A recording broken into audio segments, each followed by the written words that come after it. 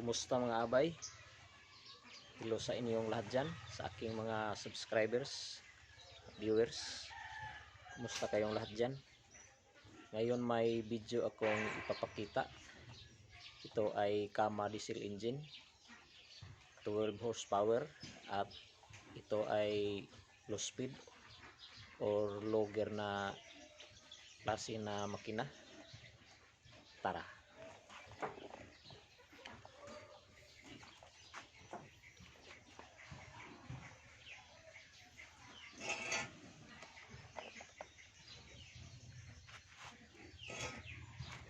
Kung ating makikita, ito ay sa kanyang loob. Ito ang kanyang loob ng low speed or logger na Kama diesel engine. Kung ating makukumpara sa high speed, ito ay diretso palabas. Ngayon sa logger o low speed, ito ay pinutol na at dito na inilagay dito sa timing gear o camshaft gear. Ayan, ating makikita, andito na ang ihi patungo sa labas. Yan, itong low speed o logger na engine, ito ay malakas humahatak. Ito ay kayang magdala ng pala kung sa pambot natin ilalagay. Ito ay kayang magdala ng number 11, numero 11 o 11 media na pala. Dito sa loob ating makikita ang mga kamnos. Ito, dalawa.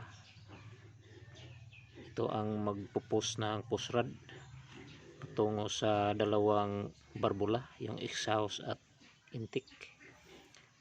At itong sa gitna, itong magpupus ng fuel injection pump. Ito ating makikita, parang point, parang triangle. Yan.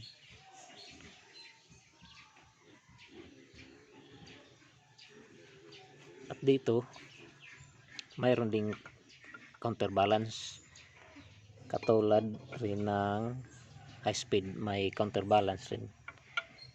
Ito, may counterweight. Yan. At mayroon ding timing mark, dalawang dot, dalawang tuldok maliliit. Pag ating isasalpak, kailangan nasa insaktong timing mark para maayos ang kaniyang pag redondo o revolusyon o ikot ng makina. At ito naman, mayroon ring timing mark, hindi natin kaligtaan. May 0x o x0. Yan, kailangan nasa insaktong timing.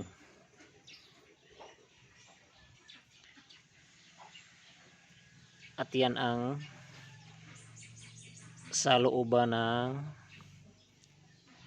Kama diesel engine, Kama low speed o logger engine.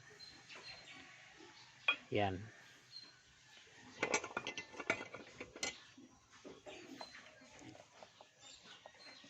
At sana inyong napulutan ng kunting aral ng ating video ngayon.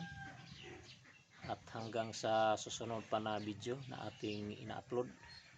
At maraming salamat sa inyong panonood. At God bless.